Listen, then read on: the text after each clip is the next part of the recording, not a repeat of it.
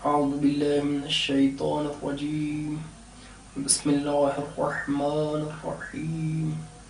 الحمد لله رب العالمين، والصلاة والسلام على سيدنا محمد وآله الطيبين الطاهرين المعصومين.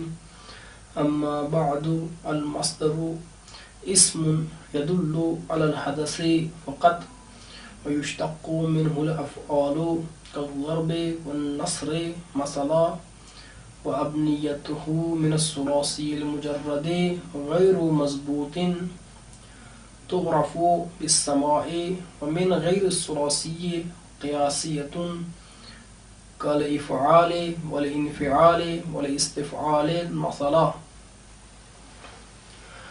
بحث کو تسلسل اور ادامہ دیتے ہوئے آج انشاءاللہ بفضل المنان ہم مصدر کی بحث کو تمام کر دیں گے. مصدر، اس کی تعریف کیا ہے، مصدر کیا ہوتا ہے؟ مصدر ایسا اسم ہوتا ہے کہ جو حدث پر دلالت کرتا ہے. اب حدث کیا ہے؟ حدث ایک ایسی چیز ہے جو اپنے غیر کے ساتھ، یعنی ایسا معنی ہوتا ہے جو اپنے غیر کے ساتھ قائم ہو. سب سے پہلے تو یہاں پر یہ سوال ہوتا ہے کہ مصنف نے مصدر کی بحث کو مشتقات میں سے سب سے پہلے کیوں کر بیان کیا ہے؟ تو مصنف نے مصدر کی بحث کو مشتقات میں سے سب سے پہلے اس لیے بیان کیا ہے کیونکہ مصنف کے نزدیک وہی اہل بصرہ اور نحات بصرہ کا نظریہ وہ قابل قبول ہے. مصنف نے قبول کیا ہے ان کے نظریے کو، اور چونکہ مصنف کے نزدیک پسندیدہ ان کا نظریہ ہے، مصنف نے مصدر کو اس وجہ سے سب سے پہلے مقدم کیا ہے. اہل بصرہ یعنی نحات بصرہ اور نحات کوفہ کے درمیان بحث ہے کہ اصل مشتقات میں سے کیا ہے، آیا فعل ہے یا مصدر. باقی چیزیں جو مشتق ہوتی ہیں وہ فعل سے مشتق ہوتی ہیں یا مصدر سے. نحات بصرہ کے نزدیک اصل اور مشتق من وہ مصدر ہے، اور اصل بھی ان کے نزدیک مصدر ہے. باقی جتنی چیزیں بھی نکلتی ہیں فعل اور اس کے مشتقات وہ سب کے سب مصدر سے نکلتے ہیں. یعنی مصدر چونکہ جائے اشتقاق ہے، اصل اشتقاق مصدر سے ہوتا ہے، لذا مصنف نے اہل بصرہ نحات بصرہ کے نظریے کو قبول کرتے ہوئے مصدر کو مقدم کیا ہے. لیکن نحات کوفہ کے نزدیک فعل اصل ہے، لذا وہ نحات جو ان کی نظریہ کو قبول کرتے ہیں، ان کے نظریہ کو پسند کرتے ہیں، وہ فعل کو مشتقات میں مقدم کرتے ہیں. اب مصدر ہے کیا؟ مصدر ایسا اسم ہے جو حدث پر دلالت کرتا ہے فقط، یعنی صرف و صرف حدث پر دلالت کرتا ہے، نہ کسی زمانے پر دلالت کرتا ہے نہ کسی اور چیز پر. یعنی مصدر سے صرف و صرف حدث، اور وہ حدث ایسا معنی ہوتا ہے کہ جو اپنے غیر کے ساتھ قائم ہو. جیسے ضرب ہے، یہ حدث ہے، اور یہ ایسا معنی ہے جو ضارب کی ذات کے ساتھ قائم ہوتا ہے. اب اس مصدر سے افعال کو مشتق کیا جاتا ہے، اور یہاں پر اشتقاق کا معنی یہ عام ہے. جو حدث کا معنی یعنی عام ہے، خود حدث کا معنی عام ہے، اس میں دونوں طرح کے مصادر شامل ہیں. ایسے مصادر بھی شامل ہیں کہ جو انسان سے صادر ہوتے ہیں، اور وہ مصادر بھی شامل ہیں کہ جو انسان سے صادر نہیں ہوتے بلکہ اس پر گویا کے واقع ہوتے ہیں، جو صادر نہ ہوں. مثال، پہلے کی مثال کہ جہاں پر صادر ہوتے ہیں جیسے کہ ضرب ہے، اور دوسرے کی مثال جیسے کہ موت ہے. یہ صدور نہیں ہوتا، اس میں صدور نہیں پایا جاتا.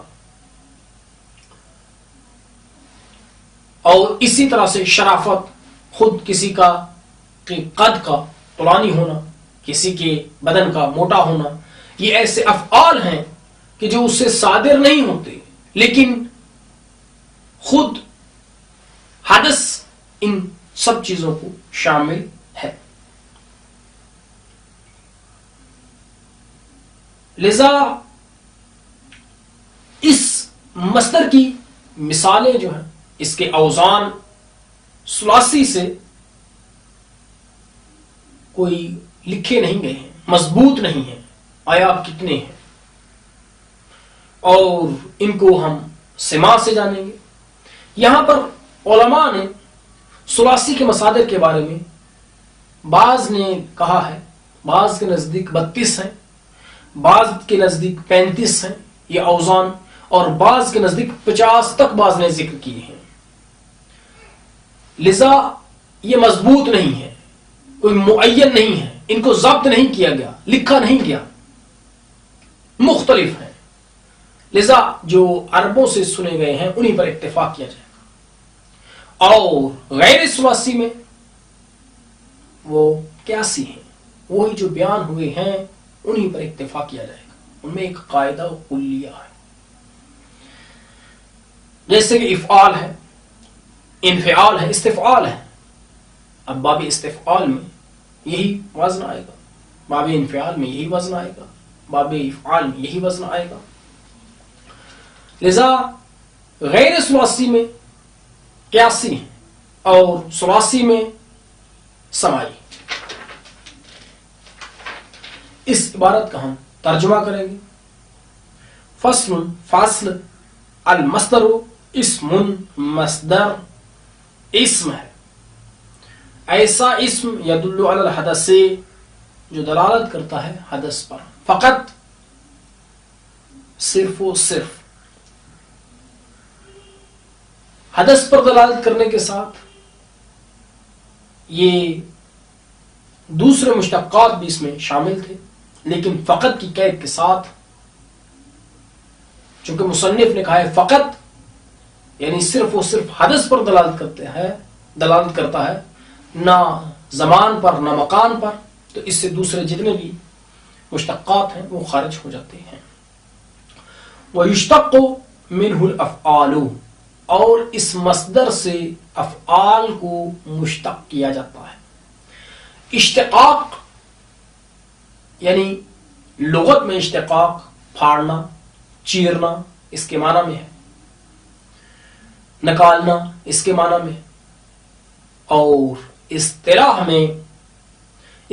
نحات میں اشتقاق ایک لفظ کو دوسرے لفظ سے نکالنا ہے، تھوڑے سے تغیر کے ساتھ، تھوڑی سی تبدیلی کے ساتھ.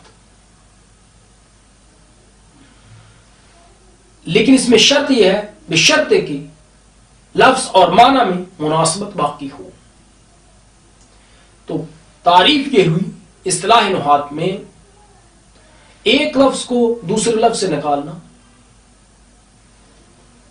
اس شرط کے ساتھ کہ معنی اور مادہ میں، لفظ میں مناسبت باقی رہے. اب اس اشتقاق کی 3 قسمیں ہیں. اشتقاق اشتقاق صغیر ہوتا ہے، اشتقاق کبیر ہوتا ہے، اشتقاق اکبر ہوتا ہے، اشتقاق اکبر۔ ہم صرف ان قسموں پر، بیان اقسام پر اکتفا کریں گے، ان کے معنی اور ان کی تعریفوں کو تطویل کی وجہ سے ہم آئندہ کتابوں پر موقول کرتے ہیں۔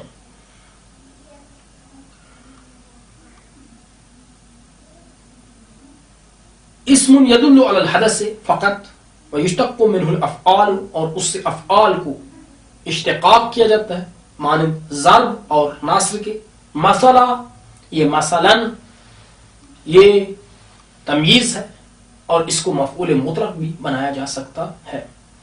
مثلا عذر مثال کے تمییز کے طور پر، اور یہ ابہام دور کرے گی ضرب و نصر سے۔ مثل تو مثلا یہ مفعول مطلق ہے، مثال بیان کرنا۔ وہ ابنیت ہو، اور اس کے اوزان ثلاثی سے، یعنی مصدر کے اوزان ثلاثی مجرد سے غیر مضبوط، مضبوط نہیں ہے، ضبط نہیں کیے گئے۔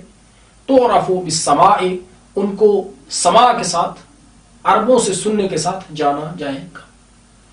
ومن غیر الثلاثی، وہ ابنیت ہو من غیر الثلاثی، اور ابنیہ مصادر یعنی مصدر، اوزان مصدر غیر ثلاثی سے قیاسیت، قیاسی ہیں، مانند افعال، انفعال اور استفعال کی عذر مثال کی۔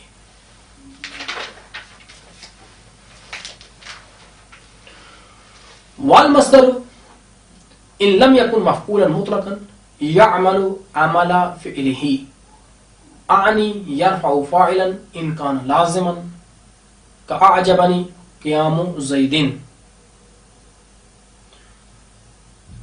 اعجبني قيام زيد، وينصب مفعولا به، وينصب مفعولا به ايضا ان كان متعديا، نحو ضرب زید امرا، یا اس کو دوسرے عبارت میں ایسے بھی ضرب زید امرا۔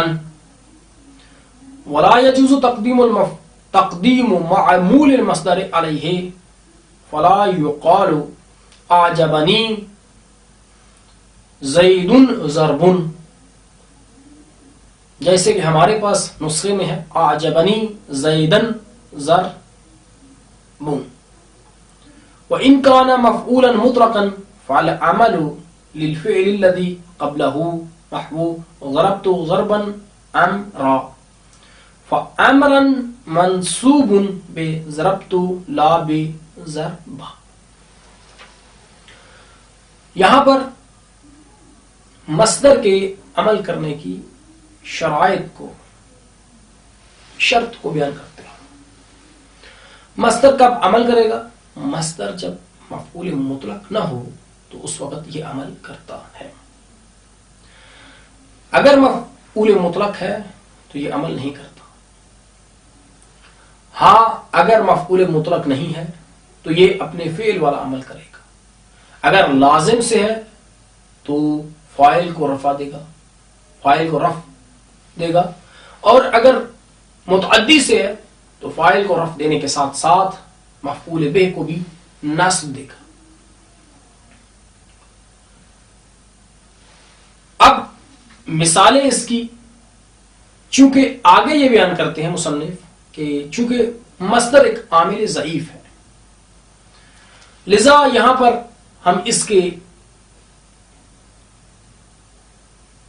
معمول کو مقدم نہیں کر سکتے اس پر۔ لذا اگر کوئی ایسے کہے کہ اعجبنی زیدن ضربن، تو یہ نہیں کہا جا سکتا کہ یہاں پر زیدن کو ہم اس کا معمول قرار دیں، یا ہم ایسے کہیں کہ زیدن، جیسے کہ ہم نے عبارت پڑھی تھی، چونکہ نسخے میں زیدن ہے،